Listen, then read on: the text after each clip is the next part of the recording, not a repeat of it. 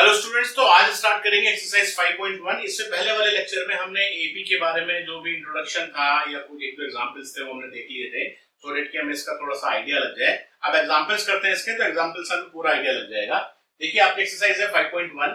इसमें पहला क्वेश्चन है आपका, in which of the following situations does the list of numbers involve make an arithmetic progression.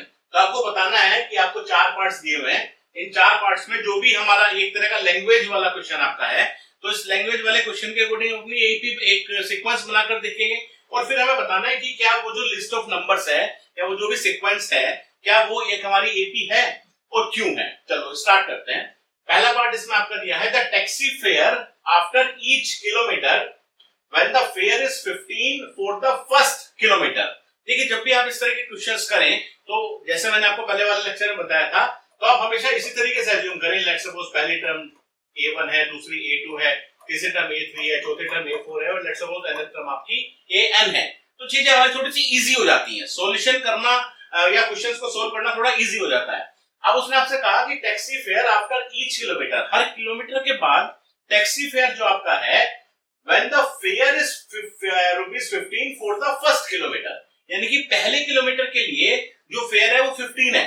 इसका मतलब सीधी सी बात हो गई कि भाई जो मेरी पहली टर्म है, लेट्स सपोज वो मेरी 15 है and ₹8 for each additional kilometre, फिर हर एडिशनल किलोमीटर के लिए कितना है मेरा ₹8 है। इसका मतलब जो मेरी सेकंड टर्म बनेगी वो क्या बनेगी, मेरी जो मेरी पहली टर्म है और प्लस फिर एडिशनल किलोमीटर, 1 किलोमीटर आगे चला, इसका मतलब मेरी दूसरी टर्म आ गई। इसका मतलब मैं कह रहा हूं कि लेट्स सपोज ये मेरी पहली टर्म थी या ये मेरा पहला किलोमीटर था, this is my first kilometre, this is 1 kilometre. फिर मैं 1 किलोमीटर और चला, फिर मैं 1 किलोमीटर और चला, तो यहां तक के तो मैंने ₹15 दिए, फिर इस 1 किलोमीटर के लिए मैंने इस 15 में ₹8 और दे दिए। फिर जब मैं एक और नेक्स्ट 1 किलोमीटर चला तो उस 1 किलोमीटर के मैंने फिर से एक ₹8 दे दिए। इसका मतलब पहले मैंने ₹15 दिए, फिर मैंने ₹8 और दिए, तो यहां तक 2 किलोमीटर चलने के मैंने टोटल दे दिए ₹23। फिर मैं आगे चला 3 किलोमीटर चलने के मैंने कितने दे दिए, 23 प्लस 8। तो इसी तरीके से तो हमारा चल रहा है। तो उसी तरीके से आप क्या करिए, ये टर्म्स लिखिए। तो A2 कितना हो गया, यानी कि सेकंड किलोमीटर तक चलने के लिए कितना हो गया, 15 प्लस 8 यानी कि आपका आ गया 23। फिर एडिशनल किलोमीटर यानी कि A3 कितना हो गया आपका, A2 मतलब जितना पहले आ चुका था और प्लस 8, या हम क्या कहेंगे 23 प्लस 8, ये आपका कितना हो गया 31। ऐसे ही अगर आप A4 कहेंगे तो कितना हो गया आपका 31 प्लस 8 या 39। तो यहाँ पर मुझे सीधा सीधा दिखाई दे रहा है कि ये हमारी AP है, तो this is our AP। Yes, ठीक है। क्या अगर आप उसको थोड़ा सा और बेस्ट वे में लिखना चाह रहे हैं तो देखिए आप ऐसे भी लिख सकते हैं ना कि लेट्स सपोज ये पहले किलोमीटर के लिए था, दूसरे किलोमीटर के लिए आपने प्लस 8 कर दिया, फिर ये लेट्स सपोज आपकी पहली टर्म ही है, फिर जब आप 3 किलोमीटर तक चले तो 2 किलोमीटर के लिए तो आपने दिया ₹8 और 1 किलोमीटर के लिए आपने दिए ₹15। कैसे भी आप सोच सकते हैं, सपोज आप 4 किलोमीटर तक का डिस्टेंस ट्रेवल कर रहे हैं, तो 4 किलोमीटर तक का डिस्टेंस जब आपने ट्रेवल किया तो पहले किलोमीटर का तो दिया 15 और बाकी के जो 3 किलोमीटर है उनका आपने क्या दिया, ठीक, मतलब बिल्कुल डायरेक्ट मैथ्स जिसको कहते हैं। तो ये भी तो हमारी क्या बन रही है, एपी तो बन रही है, क्योंकि ये आपका क्या है A4 equals to A plus n-1, क्योंकि यहाँ 4 है, ये क्या है 4 - 1 इंटू डी। तो यहाँ पर मेरा अगर देखें हम तो पहली टर्म मेरी क्या है 15 और जो मेरा कॉमन डिफरेंस है वो क्या हो गया आपका 8, तो ये मेरी हो गई एपी। चलिए नेक्स्ट क्वेश्चन हमारा है, the amount of air present in a cylinder when a vacuum pump removes 1/4 of the air remaining in the cylinder at a time। Question को पहले पढ़िए, बार-बार पढ़िए सो दैट आपको समझ में आए कि क्या बोल रहा है। वो बोल रहा है the amount of air present in a cylinder, कितनी एयर मेरी सिलेंडर में प्रेजेंट है, वो प्रेजेंट की बात कर रहा है, कितने सिलेंडर के अंदर है मेरी air. When a vacuum pump, जब कोई भी वैक्यूम पंप रिमूव करता है कितनी 1/4 of the air remaining in the cylinder, कि सिलेंडर के अंदर जितनी भी मेरी एयर है जब हमने उसमें वैक्यूम पंप लगाया तो 1/4 रिमूव कर देता है। यानी कि अगर पहले इस क्वेश्चन को हम समझें तो एक सिलेंडर आपको दिया हुआ है, लेट्स सपोज अगर आपके उस सिलेंडर में 20 किलो अगर गैस है या 20 किलो आपकी एयर है, तो हमने सबसे पहले क्या किया कि 20 किलो इनिशियल थी, फिर हमने उस 20 किलो का 1/4 रिमूव कर दी, तो 20 किलो का 1/4 आपका कितना हुआ 20 into 1/4, यानी कि 5 यूनिट्स हो गया। तो 5 यूनिट्स आपने रिमूव कर दी, 5 यूनिट्स आपने रिमूव कर दिया, कितनी बच गई आप बच, उसके अंदर बच गई 20 - 5 यानी कि 15 बच गई। उसके बाद फिर क्या किया, फिर 15 का 1/4 आपने रिमूव कर दिया। तो इस तरह की हमारी एक सीक्वेंस हमें बनानी है। किसकी बनानी है सीक्वेंस, उस एयर की जो मेरे सिलेंडर के अंदर बच गई है, क्योंकि वो कह रहा था amount of air present in a cylinder, उसी एयर की बात वो कर रहा है। तो लेट सपोज अब मुझे इनिशियली नहीं पता कि मेरी इनिशियल कितनी एयर उसमें है, मुझे नहीं पता, तो मैं ये एज्यूम कर लूंगा लेट सपोज जो मेरी इनिशियल एयर है या जो मेरी पहली टर्म है एपी की, वो मेरी लेट सपोज एक्स है। मतलब मैं तो मान के चल रहा हूं ना कि एपी है। अगर मेरा कॉमन डिफरेंस सेम आएगा तो हम कह देंगे एपी है, नहीं आएगा तो कह देंगे एपी नहीं है। तो अगर इनिशियल एयर मेरी एक्स है सिलेंडर में, उसके बाद आपने क्या किया, लेट सपोज आपका सिलेंडर था, इस सिलेंडर के आपके अंदर आपकी एक्स यूनिट ऑफ एयर है। अब आपने क्या किया, इसका 1/4 किया, तो इसका 1/4 कितना हो गया x/4। इतना आपके वैक्यूम क्लीनर ने, वैक्यूम पंप ने रिमूव कर दी एयर इस सिलेंडर से। तो इतने रिमूव कर दी तो कितनी बची आपकी x - x/4 बची, यानी कि कितना बच गया आपका 4 एलसीएम आ गया, तो 4x - x यानी कि 3x/4। इतनी जब आपने रिमूव कर दी तो उसके अंदर बची कितनी, अब इसके अंदर कितनी रह गई आपकी 3x/4 रह गई ना। तो जो मेरी नेक्स्ट बच गई, जो मेरी नेक्स्ट बच गई A2, वो कितना हो गया आपका 3x/4 आ गया। आप इसको ऐसे भी लिख सकते हैं कि, या पहले आप इसको ऐसे लिखो कि जो मेरी नेक्स्ट टर्म आ गई तरीके से मेरी वो लेट्स सपोज 3x/4 आ गई, ठीक है, क्योंकि मुझे नहीं पता ना ये AP है या नहीं है। अब जो ये आपकी 3x/4 बच गई इसके अंदर, अब जो आपकी इसके अंदर 3x/4 बच गई,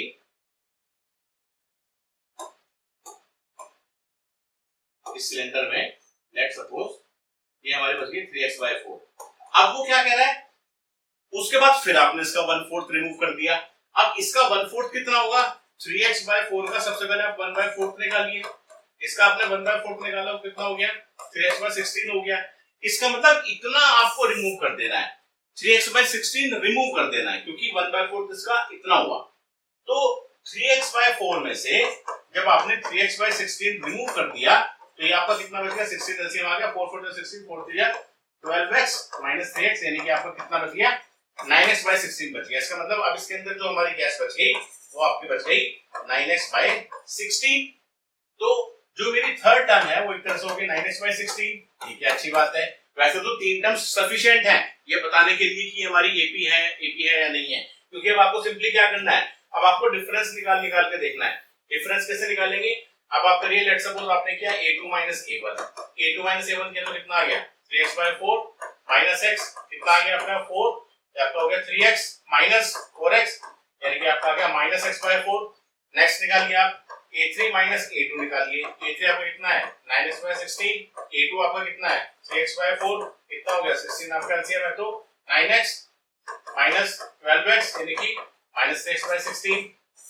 ये जो दो डिफरेंसेस हैं ये मेरे सेम नहीं है, इसका मतलब ये मेरी एपी नहीं है, इसका मतलब this is not an AP, यानी कि ये जो भी आपको स्टेटमेंट दिया हुआ है ये एपी नहीं बन रही है। क्लियर हो गया होगा बिल्कुल, यहाँ भी हमें कोई डाउट नहीं है। चलिए आगे चलते हैं, थर्ड पार्ट पर आइए आप अपने। थर्ड पार्ट में देखिए क्या बोल रहा है आपसे, the cost of digging a well after every metre of digging. मतलब एक गड्ढा वो खोद रहा है और कह रहा है कि after every metre of digging when it cost ₹150 for the first metre, पहले मीटर के लिए कितना 150 रुपए लगे उस खुदाई को करने के लिए, और rises by 50 for each subsequent metre. इसका मतलब अगर ये आपको कोई यहाँ पर, अगर यहाँ पर आपको कोई ये गड्ढा खोदना है तो उसने कहा कि जो पहले मीटर का हमने खोदा उसके लिए तो आपके लग गए 150 रुपए, उसके बाद जो दूसरे मीटर का आपने खोदा उसके कह रहा है कि फिर हर मीटर के लिए आपके 50-50 रुपए लगते जाएंगे। इसका मतलब जो पहली टर्म है वो तो मेरी क्या हो गई 150, फिर जो दूसरे किलोमीटर के लिए जो दूसरी टर्म होगी वो मेरी कितनी हो जाएगी, टोटल कितने पैसे लग जाएंगे 150 + 50 यानी कितना हो गया 200। फिर नेक्स्ट के लिए कितने लग जाएंगे मेरे, अब दो 1 किलोमीटर पहले हो ही गया, ये दूसरा भी हो गया, फिर उसके लिए नेक्स्ट के लिए कितने हो जाएंगे मेरे, जितना पहले आपका हो चुका था या 200 तक आपका हो गया उसमें फिर आपने +50 कर दिया तो कितना आ गया 250 आ गया। फिर नेक्स्ट आपका कितना आएगा A4, ये कितना हो गया 250, फिर 50 रुपए और लग गए तो कितने हो गए आपके 300। तो आपको यहाँ पर दिखाई दे रहा है कि जो भी मेरी सब्सिक्वेंट टर्म्स हैं या एक के बाद एक जो टर्म्स हैं उनमें जो डिफरेंस है वो कितना है मेरा 50 का डिफरेंस है। तो ये मेरी एपी है जिसकी जो फर्स्ट टर्म है वो है 150 और जो कॉमन डिफरेंस डी है वो हमारा 50 है। So this is our AP. ये मेरी एपी नहीं थी, ये मेरी एपी थी। ठीक है, चलिए फोर्थ पार्ट देखिए इसका। फोर्थ पार्ट में उसने कहा है the amount of money in the account every year, कि कितनी मनी होगी अकाउंट में हर साल, कब, when 1000 is deposited at compound interest at 8% per annum। तो उसने कहा, उसको इस तरीके से आप समझिए कि आपका बैंक अकाउंट है, एक साल तक इसमें कितना पैसा पड़ा रहा आपका 10,000 रुपए पहले साल, मतलब इतना आपका पैसा पड़ा हुआ है आपके अकाउंट में। अब एक साल जब उसको हो जाएगा तो कितना पैसा आ जाएगा अकाउंट में आ जाएगा 10,000 का 8% कर दो, क्योंकि उसने कहा है कंपाउंड इंटरेस्ट निकालना है और पर एनम निकालना है, एनुअली निकालना है। तो 10,000 का जब आप 8% निकालेंगे तो कितना आएगा आपका, ये आपका आ गया 800 रुपए। 800 रुपए इंटरेस्ट हो गया। तो इस अमाउंट में 800 रुपए आप और ऐड करेंगे तो कितना पैसा हो जाएगा आपके अकाउंट में 10,800। अब क्योंकि कंपाउंड इंटरेस्ट है तो कंपाउंड इंटरेस्ट का मतलब क्या है कि जितना पैसा अकाउंट में आ गया अगली बार जो इंटरेस्ट लगेगा, यानी कि सेकेंड ईयर जो आपका इंटरेस्ट लगेगा वो इस 10,800 पर लगेगा। फिर इसका आप 8% निकालेंगे तो 10,800 का फिर आप 8% निकालेंगे तो कितना आ गया आपका, ये 108 इंटू 8 कितना आ गया 864, 8 1 8, यानी कि 864 आपका आ गया इंटरेस्ट। इस 864 को आप इसमें ऐड कर दीजिए, 10,800 में आप 864 ऐड करिए, कितना आ गया 4 6 8 2 16 1 1, यानी कि आपका आ गया 11664। उसके बाद फिर आप क्या करेंगे, इस पर आप फिर निकालेंगे 8% इंटरेस्ट, तो इस पर फिर निकालिए, यानी कि 11664 का फिर 8% निकालिए। इंटरेस्ट कितना आएगा ये आपका, इसको आप सोल्व कर लीजिए एक बार। इसको हम सोल्व कर लेते हैं। तो सबसे पहले 11664 को 8 से मल्टीप्लाई करिए, 8 4 32 3 8 से 48 51 5 8 से 48 और 5 53 5 8 8 9 13 13 1 8 8 9, यानी कि ये आपका आ गया 913, क्योंकि अपॉन 100 भी है, ये आपका होगा 933.12। इतना इंटरेस्ट हो गया। और जो पहले आपका पैसा बैंक में था वो कितना था 11664, उस पर आपने कितना इंटरेस्ट डाला 933.12, तो कितना हो गया 0.12, 4 और 3 7 6 3 9 9 6 15 1 1 2, यानी कि 12597.12, यही तो आ गया। तो अब वो आपसे कह रहा है कि amount of money in the account every year, तो मुझे तो उस पैसे से मतलब है अकाउंट में। तो जो पहली टर्म है A1 वो मेरी कितनी है 10,000, जो A2 है आपकी A1 आपकी है 10,000, A2 आपकी कितनी है 10,800, A3 आपकी कितनी है 11,664, A4 आपका कितना है 12597.12। तो अगर आप इनका डिफरेंस देखेंगे, इसका डिफरेंस तो 800 है, इसका डिफरेंस आपको कितना है 800 थोड़ा ही है, इसका तो 864 आया था ना, इंटरेस्ट ही अलग अलग आ रहा था ना मेरा। सीधी सीधी बात ये है, क्योंकि यहां पर जो मेरा इंटरेस्ट आ रहा है हर साल के बाद वो इंटरेस्ट ही मेरा अलग आ रहा है, तो ये भी हमारी एपी नहीं है।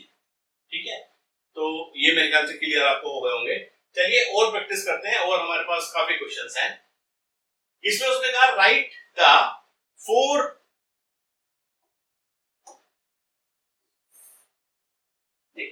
उसने यहां पर कहा write first 4 terms of the AP when the first term a and the common difference d are given as follows. तो ए दे रखा है, डी दे रखा है, 4 टर्म्स बतानी है, हमें पता है सीधा सीधा क्या होता है।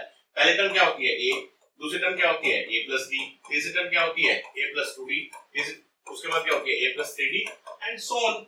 या जो nth टर्म होती है वो भी हमें पता है, nth टर्म क्या होगा आपकी a plus n minus 1 into d। अगर कोई भी स्पेसिफिक टर्म निकालनी है तो आप इससे निकाल लीजिए, अदरवाइज पहले टर्म लिख रही है लिखिए, फिर उसके बाद जो भी कॉमन डिफरेंस है वो आप ऐड करते चले जाइए। ये तो हमारी एपी है। चलिए निकाल दीजिए फटाफट से, सारे पार्ट्स नहीं करेंगे, एक दो कर लेते हैं। इसका a की वैल्यू 10 है, कॉमन डिफरेंस आपका कितना है 10 है, तो पहली टर्म कितनी हो गई 10, दूसरी टर्म कितनी होगी a प्लस d यानी कि 10 प्लस 10 20, तीसरी टर्म कितनी होगी 20 प्लस 10, क्योंकि जो पहली टर्म आ गई उसमें डिफरेंस ऐड कर दो 30, उसके बाद 30 प्लस 10 40 एंड सो ऑन। वो चार ही टर्म्स बोल रहा है आपसे निकालने के लिए, तो 10 20 30 और 40 आपके 4 टर्म्स निकल गई है। ठीक है, चलिए आगे चलते हैं। ए की वैल्यू है -2, डी की वैल्यू 0 है, तो कितनी आ गई? देखिए वही क्वेश्चन आ गया जो हमने क्लास में भी किया था, क्योंकि कॉमन डिफरेंस 0 है ना, तो -2 -2 -2 एंड सो ऑन, ये आपका एपी हो गई। फिर है आप इसको देख लीजिए, ए की वैल्यू है -1, डी की वैल्यू है 1/2, तो पहली टर्म -1, दूसरी टर्म -1 प्लस 1/2, तीसरी -1 प्लस 2 into 1/2, तीसरी टर्म -1 प्लस 3 into 1/2। ये मैंने उस तरीके से लिख दिया, a plus D, a plus 2d, a plus 3d, ये मैंने इस तरीके से लिख दिया। इसको आप सोल्व कर ले, सिंपल मैथमेटिक्स है। तो -1 आ गया, -1 प्लस आप कितना हो गया, -1 हो गया, ये कितना हो गया आपका 2 से 2 कर गया, -1 प्लस 1 कितना आ गया, 0 आ गया, और ये कितना हो गया, -1 प्लस 1.5 यानी कि 0.5 यानी कि 1/2, तो एपी है। ठीक, इसी तरीके से आप इसको भी कर लीजिए, इसको भी कर लीजिए। चलिए आगे चलते हैं। अभी बोल रहा है for the following APs right the first term and the common difference. अब एपी दे रखी है और इस एपी में वो बोल रहा है कि भाई हमें जो है आप बता दो फर्स्ट टर्म क्या है और कॉमन डिफरेंस क्या है। तो फर्स्ट टर्म तो हमें पता ही है सबकी, ये फर्स्ट टर्म है, ये फर्स्ट टर्म है, ये फर्स्ट टर्म है और ये फर्स्ट टर्म है, इसमें तो कोई डाउट ही नहीं है। सीधी सी बात है कि कॉमन डिफरेंस निकालना है। और अगर वो खुद कह रहा है कि हाँ भाई ये मेरी एपी है, तो किसी भी दो सब्सिक्वेंट टर्म्स का डिफरेंस निकाल लो। सपोज आप कर लें 1 - 3, तो 1 - 3 करेंगे तो कितना आ गया कॉमन डिफरेंस, -2।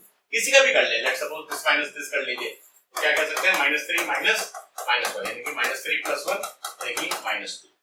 ठीक है, इसका देख लीजिए, इसमें फर्स्ट टर्म तो मेरी कितनी हो गई 1/3, कॉमन डिफरेंस निकालना है डी, डी क्या हो सकता है आपका 5/3 - 1/3 कर लें, तो 5/3 - 1/3 कितना हो गया 5 - 1/3 या 4/3, या कोई और ले लें, सपोज आप ये ले लीजिए। मतलब जब भी आप डिफरेंस लेंगे तो दो सब्सिक्वेंट का लेंगे, आप ये मत कर दीजिए कि एक टर्म ये ले लियो एक टर्म ये ले लिया, ऐसा नहीं हो सकता। तो इसका करेंगे 13/3 - 9/3, तो कितना आ गया 4/3 आ गया। ठीक है, इसी तरीके से आपका ये हो जाएगा। चलिए आगे चलते हैं। यहाँ बोल रहा which of the following are APs. देखिए फिर उसने कहा कि आपको बताना है कि कौन सी इनमें से एपी है। ठीक है, तो जब भी हमें बताना हो कि कौन सी हमारी एपी है, तो मैंने बताया आपको अभी कॉमन डिफरेंस आप निकाल के देख लीजिए सब्सिक्वेंट टर्म्स का। अगर वो कॉमन डिफरेंस हर जगह सेम आपका आता है तो वो आपकी एपी है। अब यहाँ पर आपको डिफरेंस निकालना पड़ेगा। तो जैसे पहला आपका क्वेश्चन है 2, 4, 8, 16 एंड सो ऑन। ठीक, ये है let's suppose A1, A2, A3, A4। तो आप क्या करिए, आप निकालिए A2 - A1 यानी कि 4 - 2 2 आ गया। फिर आप निकालिए A3 - A2, A3 - A2 आप कितना हो गया 8 - 4 4 आ गया। और आगे निकालने की जरूरत नहीं है क्योंकि यहाँ पर आपका शुरू के दो टर्म्स का ही जो कंसेक्यूटिव टर्म्स का डिफरेंस है वो सेम नहीं है, तो ये मेरी एपी नहीं है। ठीक, और अगर एपी होती तो हम बताते हैं कॉमन डिफरेंस क्या है और तीन टर्म्स और लिख देते, वो तो हम लिख ही देंगे। चलो आगे चलो, ये है आपका 2, 5/2, 3, 7/2, तीन टर्म्स और लिखनी है, लिख देंगे अभी।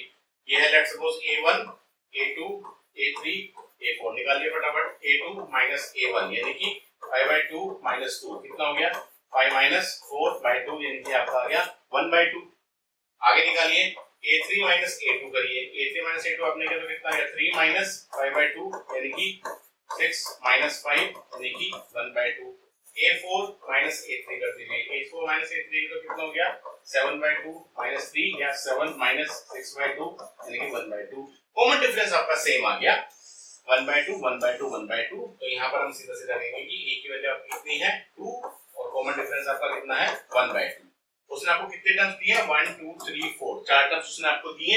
आपको फिफ्थ टर्म निकालनी है, तो फिफ्थ टर्म आपकी क्या हो गई, जो पहली टर्म है a प्लस n माइनस 1 यानी कि 4d। पहली टर्म आपकी कितनी है 2, पहली टर्म आपकी 2 है और 4 into d कितना है आपका 1/2 है, तो 2 से 4 यानी कितना हो गया 2 + 2 यानी कि आपका आ गया 4। ठीक है, ये सीधी सीधी बात है कि जो भी आपको टर्म दे रखी है उसमें प्लस 1/2 कर दो। अब जैसे जो नेक्स्ट टर्म आएगी वो आपकी क्या आएगी 7/2 + 1/2, तो 7/2 + 1/2 कितना हो गया आपका ये 8/2 यानी कि 4 आ गया।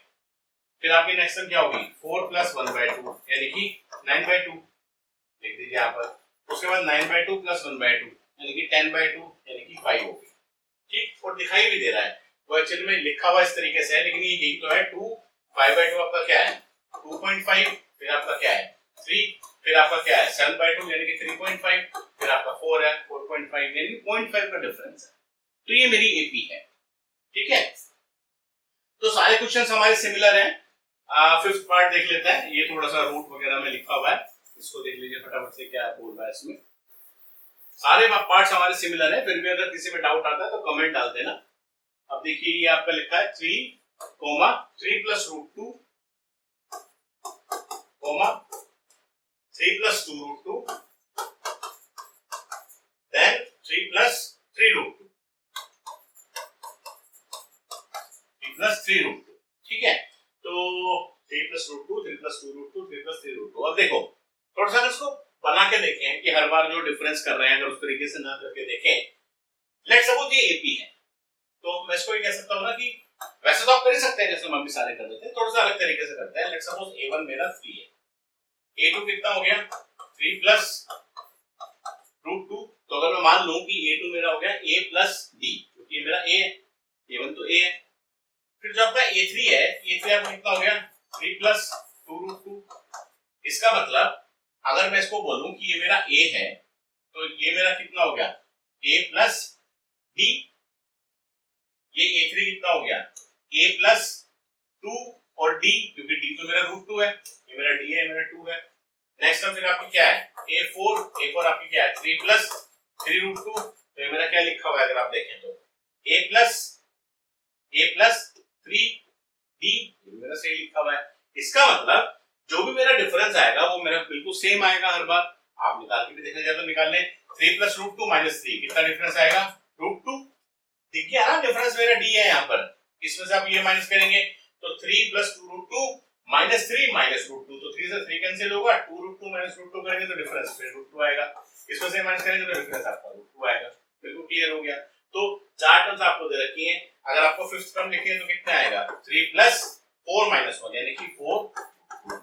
उसके बाद a6 कितना आएगा 3 प्लस 5 रूट 2। 6 a7 कितना आएगा आपका 3 प्लस 6। क्लियर हो गया होगा बिल्कुल। ठीक है, तो इसी तरीके से आप सारे पार्ट से कर लीजिएगा, बाकी इजी है, हो जाएंगे आपसे। अब सपोज कोई और देख ले, इसमें ये वाला देख लीजिए, जैसे ये वाला है आपका 11th पार्ट। ये क्या है आपका a square a cube a power 4 and so on. तो दिखाई दे रहा है ap नहीं है, क्यों? क्योंकि इनका डिफरेंस कितना है a स्क्वायर माइनस a, इसका डिफरेंस कितना है a cube minus a square. a cube minus a square का मतलब कितना हो गया a माइनस 1। ये कितना हो गया अगर a को मैं निकाल तो a माइनस 1। तो एक डिफरेंस है a माइनस 1, एक डिफरेंस है a square into a minus 1, equal नहीं है ना, तो ये मेरी ap नहीं है।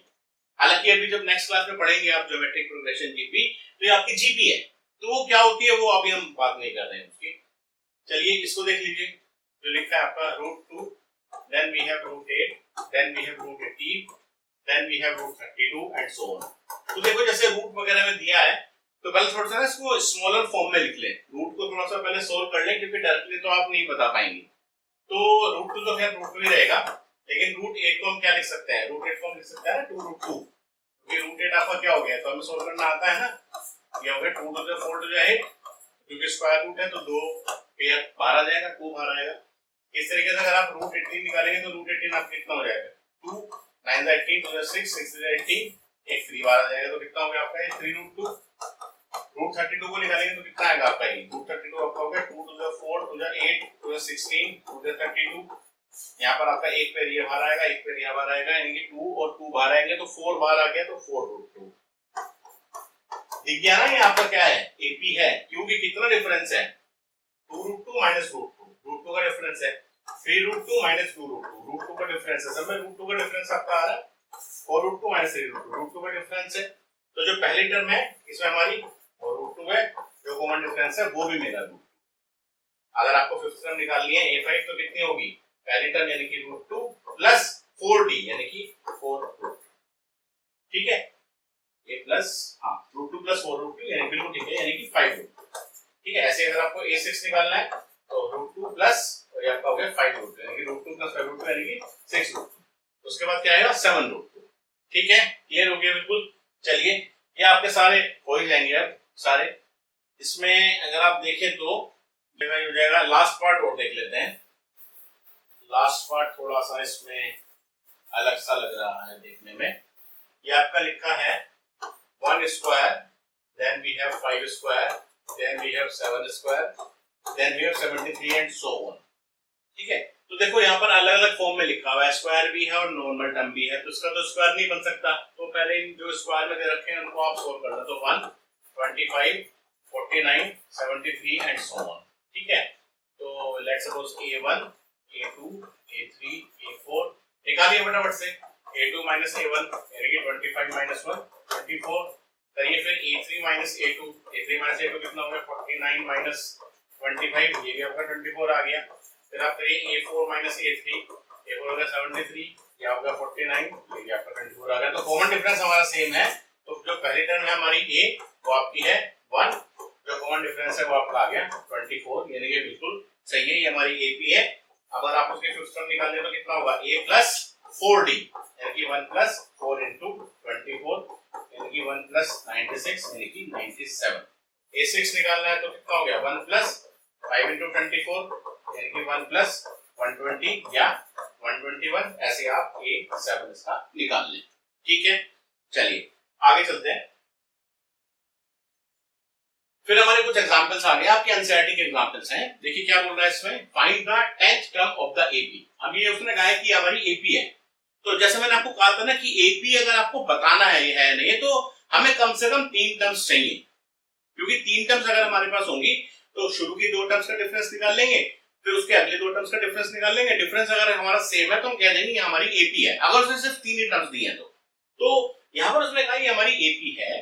तो अगर ये मेरी एपी है 2, 7 and 12, so if it is an AP then we can write A equals to 2 and D equals to कोई भी डिफरेंस निकाल लें, सपोज 7 minus 2 निकाल लें आप, चाहे 12 minus 7 निकाल लें, चाहे 12 minus 7 निकाल लें, एक ही बात है। तो कितना आ गया कॉमन डिफरेंस आपका 5 आ गया। तो बस ठीक है, मुझे पहली टर्म चाहिए, मुझे कॉमन डिफरेंस चाहिए, कोई भी टर्म निकलवा लो मेरे से। अब वो आपसे क्या बोल रहा है, आपको 10th टर्म निकालनी है। तो 10th टर्म अगर आपको निकालनी है तो जैसे 2, 7, 12 कॉमन डिफरेंस 5 है ना, 5 ऐड करते जाओ, 5 ऐड करोगे तो कितना आएगा 17, फिर 5 ऐड करेंगे तो कितना आएगा 22, फिर 5 ऐड करेंगे तो कितना आएगा 27, फिर 5 ऐड करेंगे तो 32, 32 प्लस 5 37, 37 प्लस 5 42, 42 प्लस 5 47। ये पहली टर्म, दूसरी टर्म, तीसरी, चौथी, पांचवी, छठी, सातवीं, आठवीं, नौवीं और ये तो आ गई आपकी 10th टर्म 47।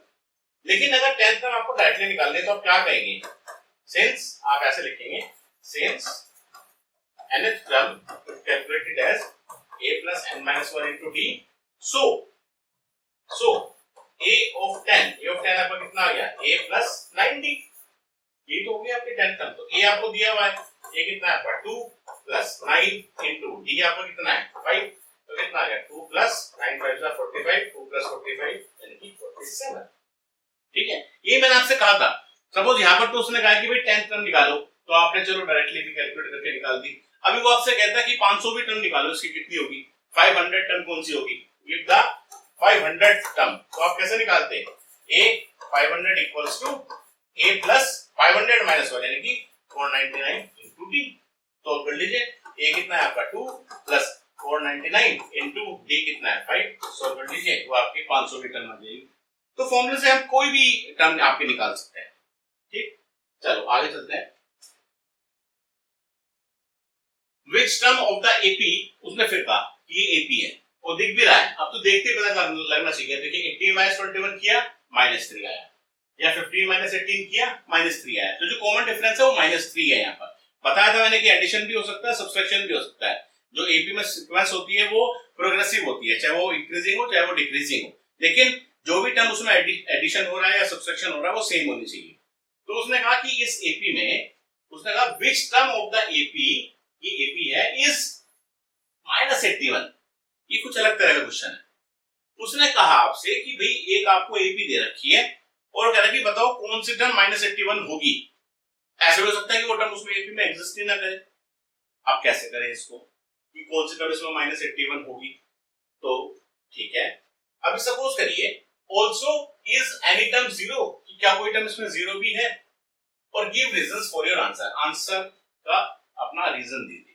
ठीक, अभी मैं बिल्कुल सिंपल बात आपसे करता हूं।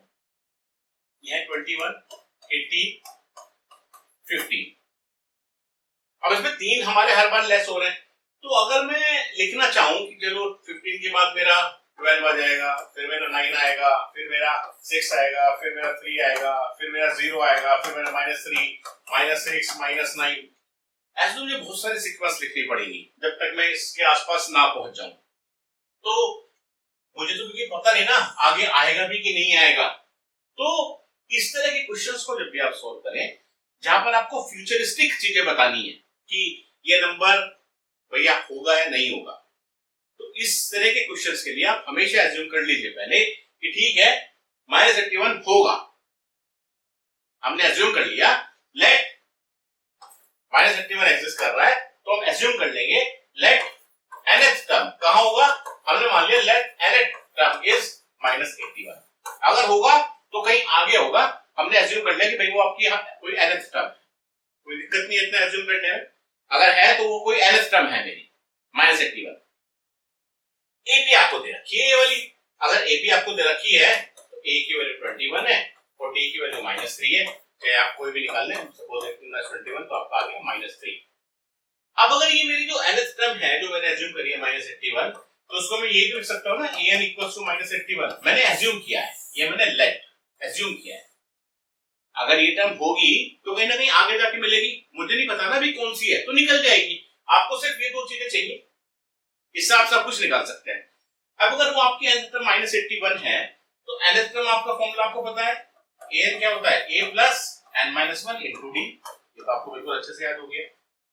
अब आपने कहा कि भाई जो हमारी nth टर्म है लेट्स सपोज -81 है, तो मुझे निकालना है ना कि n की वैल्यू क्या है, मतलब वो कौन सी टर्म है, वो कौन से nth नंबर पे है। तो -81 = a की वैल्यू कितनी है 21 + n-1। n मुझे निकालना है कौन सी टर्म है, और d कितना है -3। निकालिए इसको। -81 = 21 प्लस ये कितना हो गया -3n, तो इसको आप लिख दीजिए -3n और माइनस माइनस हो गया प्लस यानी कि +3, यानी कि -81 = 21 + 3 यानी कि 24 -3n। 3n को इधर ले आइए, 81 को इधर ले जाइए, तो 3n = 24 + 81 या 3n = 24 + 81 कितना हो गया 4 और 1 5 8 और 2 10 105, यानी कि n की वैल्यू कितनी आ गई 105/3, यानी कि n की वैल्यू कितनी होगी 3 3 9 15। इसका मतलब n की वैल्यू होगी 35, यानी कि -81 होगा और -81 मेरी इसकी 35वीं टर्म है, 35th टर्म है। ठीक है। और अगर n की वैल्यू आपकी इंटीजर ना आती, क्योंकि n की वैल्यू तो हमेशा इंटीजर ही होगी ना, अगर n की वैल्यू इंटीजर ना आती, कोई और वैल्यू आ जाती, डेसिमल में आ जाती, कुछ भी आ जाता, तो हम कह देते भाई ये टर्म एग्जिस्ट नहीं करती। तो यही तरीके हैं इस तरह के क्वेश्चंस को सॉल्व करने के। ठीक है। अब अगर आप इसको लिखना भी चाहें आगे, अगर आप इसको आगे लिखना भी चाहें तो देखो कैसे लिखेंगे। अगर आप -9 आ गया था, -9 के बाद फिर कितना आ गया -12 -15 -18 -21 -24 -27 -30 -33 then -36 -39 -42 -45 -48 -51 -54, then we have -57 -60 -63 -66 69 72 75 78 and -81। आ गया ना -81, आ भी रहा है। काउंट करिए 1 2 3 4 5 6 7 8 9 10 11 12 13 14 15 16 17 18 19 20 21 22 23 24 25 26 27 28 29 30 31 32 34 35। तो n = 35। ठीक है। तो मैंने वेरीफाई भी आपको करके दिखाया। इसी तरीके से उसने कहा also is any term 0, कि क्या कोई टर्म 0 भी है, तो है 0 आपकी, यहां पर थी ना ये आपकी 0। अब आपको दिख रहा है 1 2 3 4 5 6 7 8th टर्म है मेरी, 8th टर्म है मेरी 0। लेकिन पेपर में अगर निकालना है तो ऐसे काउंट नहीं करके दिखाना, आपको पेपर में ये मेथड फॉलो करना है। यही रीजन है आपके आंसर का। अब जैसे वो कह रहा है कि आपको बताने की भाई बताओ 0 भी है क्या, तो अगर 0 भी है क्या तो कैसे निकालेंगे, तो जो इसमें हम एज्यूम करेंगे late nth term is 0, let nth term is 0, तो सो हम क्या कहेंगे n कितना हो गया n 0 हो गया। अब n कितना होता है आपका a plus n-1 into d, ये आपका 0 हो गया। a कितना है आपका फर्स्ट टर्म इसमें 21 है प्लस n-1 n निकालना है, d कितना है -3 equals to 0, कितना हो गया 21 minus 3n plus 3 equals to 0, 3n को उधर ले जाइए तो n इक्वल्स टू 24, यानी कि n की वैल्यू कितनी आ गई 8, 8th टर्म है आपकी 0, तो 0 भी है। तो इस तरह के क्वेश्चंस आपके पास काफी आएंगे आपके पास इस तरह के, ठीक, कांसेप्ट समझना इंपॉर्टेंट है। उसके बाद वो आपसे बोल रहा है determine the AP whose third term is 5 and seventh term is 9। तो थर्ड टर्म दे रखी है और सेवंथ टर्म दे रखी है, ठीक है। जब भी आपको टर्म्स वगैरह दे तो मुझे सिर्फ फर्स्ट टर्म और कॉमन डिफरेंस पता होना चाहिए, तो मैं पूरी एपी लिख सकता हूं। अब यहां पर उसने कहा एपी निकालो, लेकिन मैं आपको डायरेक्टली फर्स्ट टर्म और कॉमन डिफरेंस नहीं दे रहा हूं, मैंने आपको थोड़ा घुमा के दे दिया। मैंने आपसे क्या बोला, मैंने आपको थर्ड टर्म दे दी और मैंने आपको सेवंथ टर्म दे दी। तो सबसे पहले हम एज्यूम कर लेंगे, let us assume an AP whose first term is A, and common difference is D। हमने एज्यूम कर लिया, लेट्स सपोज ये हमारे पास कोई भी AP है, तो उस AP का जो पहली टर्म है वो A है और जो कॉमन डिफरेंस है वो D है। अब उसने आपसे क्या कहा कि थर्ड टर्म आपकी 5 है, थर्ड टर्म अगर आपकी 5 है, इसका मतलब उसने कहा कि जो A3 है वो 5 है और जो सेवंथ टर्म है वो आपकी 9 है, तो सेवंथ टर्म आपकी है 9। अब जो थर्ड टर्म है वो आप कैसे लिखेंगे, a plus n minus 1 into d, यानी कि a plus n minus 1 यानी कि 3 minus 1, a plus 2d तो हो गया, तो a plus 2d तो 5d हो गया। इसको लिखेंगे सेवंथ टर्म को, तो क्या लिखेंगे a plus 7 minus 1 यानी कि 6d equals to 9। ये आपकी फर्स्ट इक्वेशन हो गई, ये आपकी सेकंड इक्वेशन हो गई। सॉल्व कर लेते दो इक्वेशंस को, क्योंकि दो वेरिएबल्स हैं ad, दो इक्वेशंस से सॉल्व कर लीजिए। या सीधा सीधा क्या करिए, लेट्स सपोज फ्रॉम 1 and 2, यहां पर आप लिखेंगे ना फ्रॉम 1 and 2, करिए सॉल्व इसको। क्या हो गया, a plus 2d equals to 5 और a plus 6d equals to 9। Subtract कर दीजिए इसमें से, इसको a से हट गया आपका, 2d minus 6d कितना आ गया, -4d, 5 minus 9 कितना आ गया, 5 minus 9 कितना आ गया, -4, माइनस से माइनस कर दिया तो d कितना आ गया 4/4, यानी d कितना आपका हो गया 1, d1 आ गया। नाउ पुट इन 1 या 2 किसी में भी रख लें, तो 1 में जब आपने रखा तो a plus 2d कितना था, a plus 2d आपका 5 था, यानी कि a plus d की वैल्यू 1 रख दें तो 2 into 1 equals to 5, या a कितना हो गया 5 minus 2, यानी कि a की वैल्यू आपकी कितनी हो गई, a की वैल्यू आपकी 3 हो गई। बस यही तो आपको निकालना था।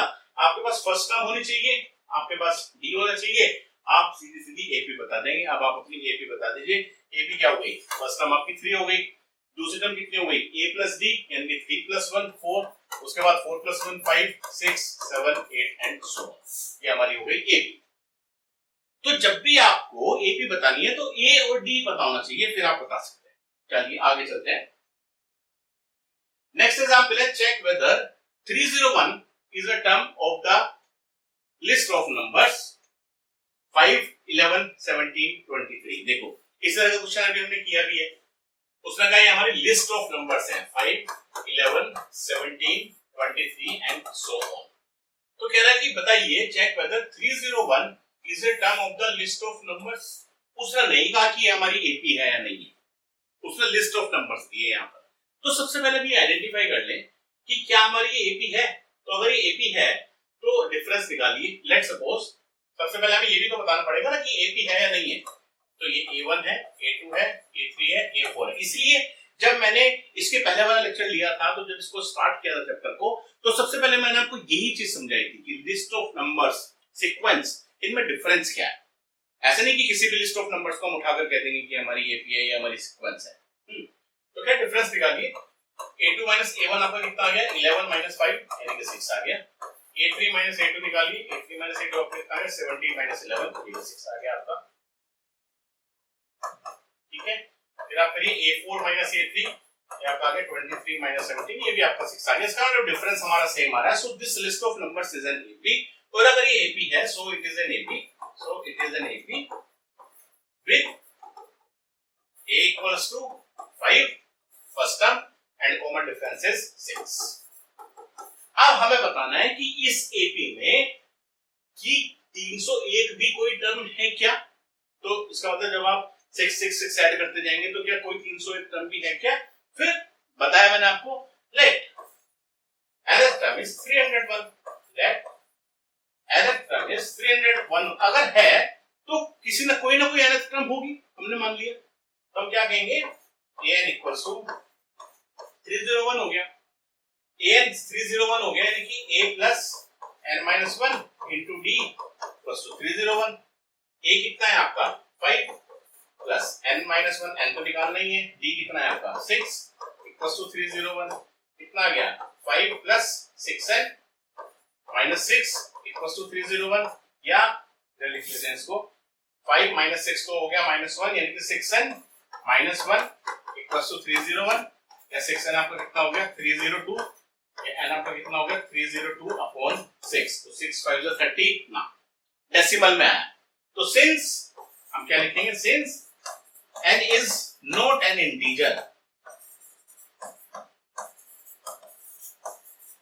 since n is not an integer, n कोई इंटीजर नहीं है, इंटीजर क्या है, पॉजिटिव इंटीजर कह सकते हैं बल्कि खाली आप, ठीक है, क्योंकि टर्म्स को कोई ना कोई पॉजिटिव इंटीजर ही होगी, वैल्यू की बात नहीं कर रहे हैं कि उस टर्म पर क्या वैल्यू होगी। n एक जैसे ये 1 है, 2 है, 3 है, 4 है, क्योंकि हमने कहा था ना, तो since n is not an positive integer, so 301 is not a term, इसलिए 301 भी कोई हमारी टर्म नहीं होगी। ठीक है, क्लियर हो गया बिल्कुल। चलिए अब देखिए नेक्स्ट क्वेश्चन है, how many 2 digit numbers are divisible by 3, कितने 2 डिजिट के ऐसे नंबर्स हैं जो 3 से डिविजिबल हैं। अब अगर आपको एपी नहीं पता तो ऐसा नहीं है कि आप ये क्वेश्चन नहीं कर सकते, आप इस क्वेश्चन को कर सकते हैं। अब देखिए जो 2 डिजिट नंबर्स आपके हैं वो कहां से स्टार्ट होते हैं, आपके 10 से स्टार्ट होते हैं और फिनिश कहां पर होते हैं 99 पर। ठीक है, अब अगर सिर्फ 2 डिजिट नंबर्स की मैं बात करूं तो मैं आपसे सीधा सीधा पूछ रहा हूं कि भाई ये बताइए 10 11 12 13 and so on up to 99, क्या ये मेरी एक एपी है या नहीं है, ये मेरी एपी है। तो अगर मुझे कभी भी कोई ऐसा क्वेश्चन मिल जाए जो मुझे डायरेक्टली 2 डिजिट नंबर्स पर लगाना है तो मैं खुद से अज्यूम कर लूंगा भैया आप इस एपी को ले लीजिए। लेकिन इस क्वेश्चन में एक बड़ी चीज स्पेसिफिक है कि 2 डिजिट नंबर्स डिविजिबल बाय 3 है, तो इसका मतलब मैं एक ऐसी सीक्वेंस बनाऊं, एक ऐसी एपी बनाऊं जिसमें कि जो नंबर्स हो मेरे सिर्फ वही नंबर्स हो जो 3 से डिविजिबल हो। तो जब मेरे पास एक ऐसी सीक्वेंस होगी जिसमें सिर्फ 3 से डिविजिबल वाले नंबर होंगे, बस फिर मुझे उनका काउंट निकालना रह जाएगा। अब आप ऐसा पहला नंबर देखिए जो आपका 3 से डिवाइड हो रहा हो, 10 तो डिवाइड नहीं होता, 11 भी डिवाइड नहीं होता, 12 आपका डिवाइड हो जाता है, तो 12 मेरा पहला नंबर है जो 3 से डिवाइड होगा। उसके बाद जो नेक्स्ट नंबर मेरा डिवाइड होगा वो आपका होगा 15, क्योंकि 12 प्लस 3 आप करेंगे जब भी तो वो फैक्टर आएगा ना आपका, जैसे 15 प्लस 3 करेंगे फिर आपका 18 आ गया। उसके बाद जो आपका लास्ट टर्म इसमें होगी वो आपकी 99 ही होगी, क्योंकि 99 भी आपका 3 से डिवाइड होता है। अब बीच में कितने नंबर्स हैं मुझे ये नहीं पता, लेकिन हाँ मुझे ये पता चल गया कि इस पर्टिकुलर क्वेश्चन के लिए मैंने अपनी एक एपी डिजाइन कर ली है, और ये एपी जब आपकी बन गई तो मुझे ये भी पता चल गया कि इस एपी में जो मेरी फर्स्ट टर्म है वो 12 है और जो कॉमन डिफरेंस है वो मेरा 3 है। इतना मुझे पता चल गया। अब मुझे ये तो बताना है ना कि मेरी इसमें कितनी टर्म्स हैं। तो देखो जो क्वेश्चंस आप अभी तक कर रहे थे ये बिल्कुल सिमिलर टाइप का क्वेश्चन है, क्योंकि अब आपको ये पता है ना कि इस सीक्वेंस में या इस सीरीज में आपका जो लास्ट नंबर है वो 99 है। अब आपको ये अगर आप ये बता दो कि ये 99 कौन सी पोजीशन पर एग्जिस्ट करता है तो आपको टोटल टर्म्स पता चल जाएगी। तो इसका मतलब आपको सिर्फ ये बताना है कि 99 मेरी कौन सी टर्म है, फिर वही तो हम यही एज्यूम कर लेंगे लेट an इक्वल्स टू 99। मान लो ये कोई nth टर्म है 99। अब ये क्या हो गया आपका a plus n minus 1 into d equals to 99। ये कितना है 12 प्लस n माइनस 1 डी आपका है into 3 equals to 99। 12 plus 3n minus 3 equals to 99। ये आपका हो गया 12 माइनस 3 9, यानी कि 3n plus 9 equals to 99। 3n equals to 99 minus 9 9 आ गया, n कितना हो गया आपका 30। इसका मतलब जो 99 है वो मेरी 30th टर्म है, और अगर ये मेरी 30th टर्म है, ये मेरी फर्स्ट टर्म है, सेकंड टर्म है, थर्ड टर्म है, फोर्थ टर्म, फिफ्थ टर्म और 30th टर्म, तो टोटल कितने टर्म्स हैं, टोटल कितने ऐसे 2 डिजिट नंबर्स हैं जो 3 से डिवाइड हो रहे हैं 30। तो आंसर इज 30। ठीक है, चलिए नेक्स्ट क्वेश्चन पर चलते हैं। Find the 11th term from the last term towards the first term of the AP. देखो समझना क्वेश्चन को ध्यान से, ये क्वेश्चन आपका है 10 7 4 and up to so on -62। उसने आपसे कहा find the 11th term from the last term. अगर मेरे पास ये लिखा हुआ है 2, 4, 6, 8, 10, 11, 12, 14, 16, ये है मेरी, अगर मैं ऐसे चलूं, ये मेरी फर्स्ट टर्म है, सेकंड टर्म है, थर्ड टर्म है, फोर्थ टर्म है, फिफ्थ टर्म है, सिक्स्थ टर्म है, सेवंथ है, एट्थ है, नाइन्थ टर्म है। अगर मैं लास्ट से चलूं तो ये मेरी फर्स्ट टर्म है, ये मेरी सेकंड टर्म है, ये मेरी थर्ड टर्म है, फोर्थ टर्म है, फिफ्थ टर्म है, सिक्स्थ टर्म है, सेवंथ टर्म है, एट्थ टर्म है और नाइन्थ टर्म। उसे ये कहा कि आपको 11th टर्म बतानी है, लेकिन लास्ट टर्म से बतानी है, towards the first term. Towards the first term आपको बताना है लास्ट से, और जब आप फर्स्ट टर्म की तरफ आ रहे हैं तो 11th टर्म कौन सी है लास्ट से, ये आपको बताना है इस एपी में। तो खैर अभी तो मुझे यही नहीं पता कि इस एपी में टोटल टर्म्स कितनी है, अभी तो मुझे ये नहीं पता टोटल टर्म्स कितनी है। तो सबसे पहला काम तो मेरा यही है कि जो भी मेरी ओरिजिनल एपी दी हुई है, सबसे पहले तो उस ओरिजिनल एपी में मैं अपनी टोटल नंबर ऑफ टर्म्स निकाल लूं। तो ये तो मुझे अच्छे से आगे निकालना कि टोटल टर्म्स मेरी कैसे निकलेंगी, क्योंकि अगर ये आपको एपी दे रखी है तो ये मुझे बताना है कि मेरी लास्ट टर्म है, इसका मतलब मेरी लास्ट टर्म है, यानी कि मेरी nth टर्म है। तो मैं ये अज्यूम कर लेता हूं, let's suppose last term is an which is -62, ये मैंने अज्यूम कर लिया, वो आप लैंग्वेज खुद लिख लेना।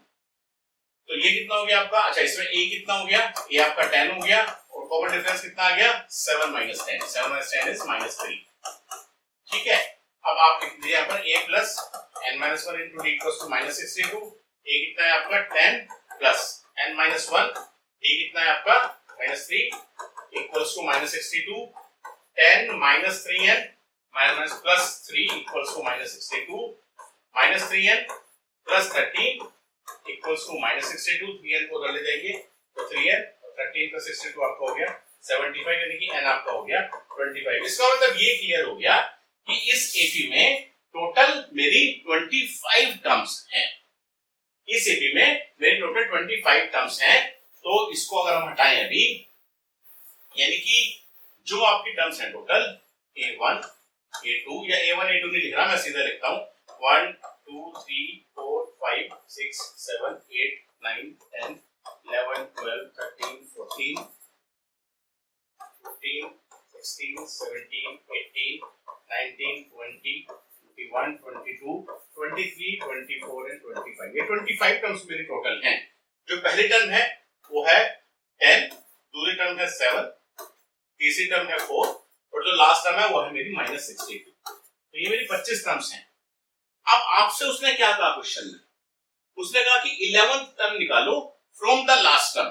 11th टर्म जो निकालेंगे आप फ्रॉम द लास्ट टर्म, तो लास्ट से लेंगे तो मेरा 1 हो गया, 2 3 4 5 6 7 8 9 10 11।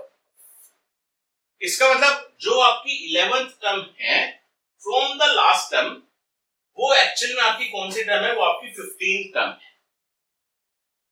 बड़े ध्यान से समझिए इसको।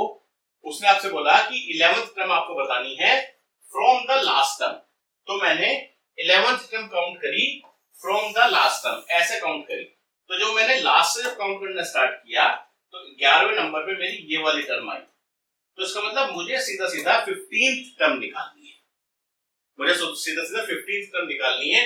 तो इसका मतलब मुझे क्या निकालना है, a15 निकालना है। a15 कितना हो गया, a प्लस n-1, यानी कि 14 इंटू d, यानी कि a कितना हो गया आपका इसमें 10 प्लस 14 इंटू d कितना हो गया -3, मींस 10 माइनस 42, यानी कि आपका आंसर आ गया -32।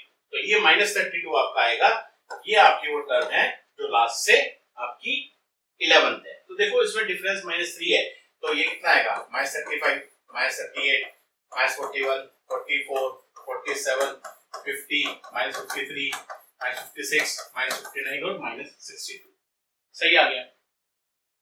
ठीक है, ये मैंने आपको जो बताया वो डायरेक्टली बता दिया, क्योंकि देखो वैसे तो सीधा सीधा दिखाई दे रहा है कि भाई टोटल मेरी 25 टर्म्स हैं। अब लास्ट से कह रहा है लास्ट से 11वीं टर्म बतानी है, तो सीधी सीधी बात है ना, 15th टर्म तो होगी, 14th टर्म नहीं होगी, 15th टर्म होगी। ठीक है, अब लेकिन अगर आप इसको थोड़ा सा दूसरी तरीके से व्यू करें, अगर आप इसको टोटल दूसरे तरीके से व्यू करें, है तो ये एपी, मैं इसको चाहे लेफ्ट से राइट लिख लूं, चाहे राइट से लेफ्ट लिख लूं। अब मैं कह रहा हूं कि भैया इस एपी को आप ऐसे भी तो लिख सकते हो ना, -62, उसके बाद -59, उसके बाद -56 एंड सो ऑन, और ये क्या हो गया आपका 10, ये भी तो एक एपी है। अब उसने जो बोला फ्रॉम द लास्ट टर्म, तो अब मैंने क्या किया, इसको रिवर्स करके लिख दिया कि भैया ये मेरी एपी हो गई। अब मुझे सीधा सीधा क्या लिखना है, मुझे इस एपी की 11th टर्म बतानी है कौन सी है। बस इसमें डिफरेंस क्या आया, इसमें डिफरेंस ये आ गया कि जो आपका ए है वो तो 10 हो गया, और जो आपका डिफरेंस है वो कितना हो गया, -59 -62, यानी कि -59 + 62, कॉमन डिफरेंस आपका कितना आ गया, 3 आ गया। मतलब आप प्लस हो गया कॉमन डिफरेंस, क्योंकि आपने उल्टी करके लिख दी ना, उसको रिवर्स लिख दिया। अब आपको 11th टर्म निकालनी है, तो 11th टर्म कितना हो गया आपका, a + n-1 * d, a कितना है आपका इसमें 10, n-1 मतलब 11 यानी कि 10d, यानी 10 * d कितना हो गया 3, यानी कि 10 + 30, ये कितना है, सॉरी ये गलती हो गया ना हमारा, ये हमारा है -62, ये आपका है -62 प्लस 10 * d आपका कितना है इसमें 3, तो कितना आ गया -62 + 30, ये आपका आ गया -30, यही हमारा जो भी आया था। तो जो 15th टर्म थी इस एपी में, इस एपी की जो 15th टर्म थी वही इस एपी की 11th टर्म है, कैसे भी आप देख सकते हैं। ठीक है, चलिए आगे चलते हैं। अब उसने कहा a sum of 1000 is invested at 8% simple interest per year. ठीक है, सिंपल इंटरेस्ट और कंपाउंडेड इंटरेस्ट का जो भी क्वेश्चन किया था हमने, तो कंपाउंडेड इंटरेस्ट में तो ये होता है कि इंटरेस्ट लगने के बाद वो प्रिंसिपल में ऐड हो जाता है, उसके बाद जब भी इंटरेस्ट लगेगा तो टोटल अमाउंट पर लगेगा। लेकिन सिंपल इंटरेस्ट क्या है कि जो आपका सिर्फ प्रिंसिपल है, सिर्फ उसी पर लगता है हर साल। तो उसने कहा कि इंटरेस्ट आपको निकालना है at the end of each year, do these interest form an AP, तो जो भी आपका इंटरेस्ट लग रहा है क्या वो एक एपी बन रही है, और अगर एपी बन रही है तो आप बताइए 30th ईयर्स पर कितना आपका इंटरेस्ट होगा। तो ठीक है, सिंपल क्वेश्चन है बिल्कुल। इनिशियली आपका जो प्रिंसिपल है, इनिशियली जो आपका प्रिंसिपल है या जिसको हम फर्स्ट टर्म बोल रहे हैं ए, वो आपकी है 1000। उसके बाद इस 1000 पर आपका इंटरेस्ट लगा, तो इंटरेस्ट कितना लग गया हमारा, अगर हम इंटरेस्ट निकालेंगे तो इंटरेस्ट आपका कितना हो गया इस पर, प्रिंसिपल होता है ना रेट इनटू टाइम अपॉन 100, आपको फॉर्मूला पता होगा ये। तो प्रिंसिपल आपका है 1000, रेट आपका हो गया 8%, टाइम तो 1 ईयर हो गया, अपॉन 100 हो गया आपका, तो कितना आ गया आपका ये 80 रुपीज आ गया। तो यानी कि एक साल के बाद कितना इंटरेस्ट लग गया, 80 रुपए। दूसरे साल अगर आप इंटरेस्ट निकालेंगे तो कितना आएगा, इंटरेस्ट आफ्टर फर्स्ट ईयर, अभी मैं ऐसे लिख रहा हूं, ठीक है। उसके बाद हम कह रहे हैं कि इंटरेस्ट आफ्टर सेकंड ईयर, तो सेकंड ईयर आपका इंटरेस्ट कितना हो गया 1000 इनटू रेट तो 10 ही है, 80 है, और सेकंड टाइम पीरियड 2 ले लेंगे, 2 साल हो गया ना, ये कितना आ गया आपका 160 रुपीज आ गया। फिर थर्ड ईयर में निकालेंगे अगर आप इंटरेस्ट, तो कितना आएगा थर्ड ईयर में 1000 इनटू 8 इनटू 3 अपॉन 100, तो ये आपका हो गया 240। तो खाली इंटरेस्ट की वो बात कर रहा है कि क्या जो आपके इंटरेस्ट जो do these interest form an AP, तो जो ओरिजिनल अमाउंट था उसका मुझे मतलब नहीं है, तो ये जो हमने फर्स्ट टर्म लिखा भी था इसको आप हटा दो, इसका कोई मतलब ही नहीं है। ठीक, तो जो पहले साल में इंटरेस्ट आया वो कितना आया 80, दूसरे साल में कितना है 160, तीसरे साल में कितना है 240। मैंने बताया था कि 3 टर्म सफिशिएंट है ये आइडेंटिफाई करने के लिए कि वो एपी है या नहीं है। तो क्या ये एपी है, आप देखिए ए कितना है 80 है, डिफरेंस निकालिए, डिफरेंस कितना है 160 माइनस 80, या आप सीधा कर सकते हैं 240 माइनस 160, कितना आ गया डिफरेंस 80 आ गया। तो इसका मतलब ये मेरी एक एपी है। सो जो इंटरेस्ट हमारे बना रहे हैं इज एन एपी, हमारी एपी है। फिर वो कह रहा है कि अगर ये एपी है, ए निकल गया, डी आपका 80 आ गया, तो कह रहा है इंटरेस्ट निकालिए at the end of 30 years, यानी कि 30th टर्म बताइए सीधा सीधा। तो 30th टर्म आपकी कितने हो गई, 30 equals to a plus 29 d, ये कितना है आपका 80 प्लस 29 इनटू कॉमन डिफरेंस कितना है आपका 29 इनटू ये आपका हो गया, डिफरेंस भी आपका 80 है, यहाँ पर फर्स्ट भी 80 है, ये भी 80 है, तो कितना हो गया 80 कॉमन निकालेंगे तो 1 प्लस 29, या सीधा सीधा आपने क्या कर दिया 80 इनटू 30, यानी कि आपका हो गया 2400 रुपीस, सिंपल जरूर लगाने। तो at the end of 30 years interest value is 2400। चलिए आगे चलते हैं, ये लास्ट एग्जांपल है हमारा एक्सरसाइज 5.2 से पहले। एक्सरसाइज 5.2 नेक्स्ट चैप्टर में देखेंगे। इसमें बोल रहा है in a flower bed there are 23 rose plants in the first row. तो जो आपकी फर्स्ट रो है उसमें टोटल कितने रोज प्लांट्स हैं 23। तो लेट्स सपोज ये मेरी फर्स्ट रो है, इस फर्स्ट रो में ये मेरे ऐसे ऐसे 23 रोज प्लांट्स हैं, ठीक है, ये फर्स्ट रो है, फर्स्ट रो 23 रोज प्लांट्स, यहाँ लिख लेते हैं 23। उसके बाद बोल रहा है 21 in the second, second row में कितने हैं, सेकेंड रो में जो मेरे रोज प्लांट्स हैं ये मेरे टोटल 21 रोज प्लांट्स हैं। 19 इन द थर्ड, फिर जो आपकी थर्ड रो है, थर्ड रो में आपके कितने रोज प्लांट्स हैं, 19।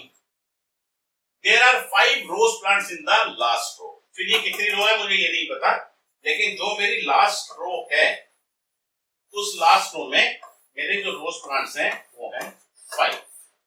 तो वो आपसे कह रहा है कि how many rose are there, simple AP बन गया ना। तो जो पहली रो है इसका मतलब ये आपकी पहली टर्म हो गई, जो दूसरी रो है दूसरी टर्म हो गई, ये जो लास्ट रो है आपकी है ना टर्म हो गई। तो जब आपकी इसमें एपी बनी वो एपी आपकी क्या बन गई, 23 देन 21 देन 23 21 देन 19 एंड जो लास्ट है वो आपकी हो गई 5। सॉल्व कर दीजिए बस इसको आप, सिंपल एपी है, दिखाई दे रहा है तो मेरी एपी है, दिखा रहा है ना। फर्स्ट टर्म कितनी हो गई 23 और डिफरेंस आपका कितना हो गया 21 माइनस 23 यानी कि -1। देखिए हर बार मैं लिख के नहीं दिखाऊंगा कि A1 A2 A3 A4 कोई भी डिफरेंस निकाल लो तो D आ गया। अब आपको बतानी है लास्ट रो, अब आपको बताना है कि कितनी रोज है मेरी, तो कितनी रोज है, तो कितनी रोज है हमें मान लेंगे कि मेरी लास्ट रो है, तो मुझे पता चल जाएगा ना कि ये जो लास्ट रो है ये मेरी कौन से वाली टर्म है, तो जो सी वाली मेरी टर्म है उतनी मेरी रोज आ गई। तो लेट an इक्वल्स टू जो मेरी लास्ट रो है, मेरी लास्ट n टर्म है 5 है, तो a plus n minus 1 into d equals to 5। a कितना है 23 प्लस n माइनस 1, d कितना हो गया आपका -2 is equals to 5। 23 minus 2n plus 2 equals to 5 minus 2n और ये हो गया 25 प्लस 25 इक्वल्स टू 5। 1 को उधर भेज दें और 5 को उधर ले आए तो 1 इक्वल्स टू 20 यानी कि आपकी वैल्यू कितनी आ गई आपकी 10। तो आपके पास टोटल 10 रोज है, ठीक। तो ये भी हमारे एग्जांपल्स बिल्कुल क्लियर हो गए होंगे हमें कि कैसे एपी बनानी है, किस तरीके से अगर ए और डी दिया है तो किस तरीके से एपी लिखेंगे, या एपी अगर दे रखी है तो ए और डी कैसे निकालेंगे, अलग अलग वेरिएशंस थे हमारे। तो ये कुछ एग्जांपल्स थे, नेक्स्ट लेक्चर में हम डिस्कस करेंगे अपने examples of exercise 5.2। Thank you.